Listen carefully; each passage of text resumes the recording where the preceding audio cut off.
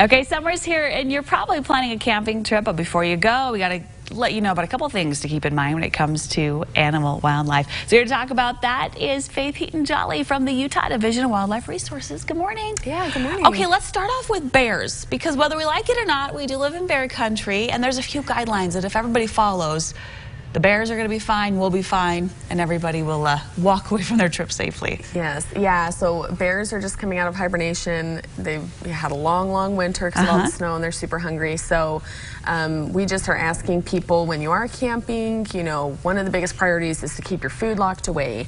Bears have a really good sense of smell, so if they can smell something that, you know, smells tasty, they're going to come waltzing into your camp and try and check it out and scavenge. Because the bottom line is the bears don't want to bother you. You don't want to bother the bears, but if they smell something delicious, they just can't fight that urge. They're kind of hungry, right? Exactly, yep. So yeah, we ask people, when you are camping, you know, keep your food kind of bear-proofed is what we call it. So locking it in your car, in your trailer, just kind of somewhere that it won't, you know, they won't be able to smell it as easily.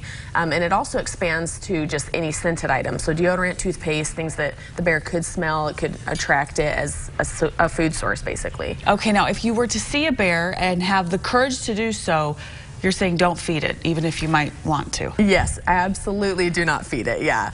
That might seem like common sense, but we do have to reiterate to people, these are wild animals, you know, they're natural predators, they are dangerous.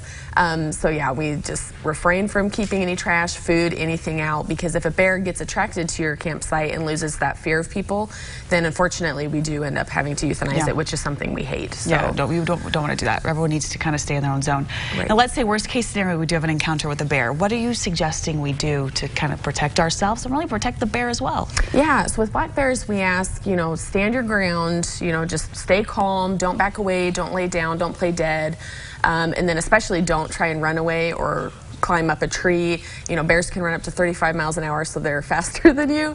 You're not going to be able to outrun one. And then if it does end up being aggressive and it does attack, you know, we always recommend fight back. Okay, there you go. We learned with sharks this week to punch them in the nose, so I guess kind of the same idea with the bear. Now let's switch gears a little bit and talk about the baby deers, right? So we see them right now out there, those little does out and about, and you might actually see them on your property, and they're just so darn cute. And you think, okay, yeah, you're seeing them right now, I might want to touch it, or I might even want to bring it inside my house, but that's a really bad idea. It is a bad idea, yeah. So for these fawns, like you can see in these pictures, their defense mechanism is to hide from their predators. They don't give off a lot of scent, so if you touch them, you're actually leaving your smell on them, which can draw in predators. So it's really endangering these fawns. And as well, if you get too close, you know, you might scare them away, they'll run away, and then their mom can't find them later. So we just, yeah, we ask for everyone's safety and for the animals, you know, just let them be. Admire them from a distance. So should we give you a call if we found them, or just leave them alone? Yeah, so if they're on your property, if they're in your neighborhood, then yes, definitely give us a call so we can, you know, relocate them if necessary to somewhere safe. But a lot of times you honestly can just leave them alone. Once they get 2 to 3 weeks old, they can walk on their own and they'll wander off. Yeah. And I misspoke before. The doe, the mother, will come back and get her fawn. Correct. And then they can got my deer terms.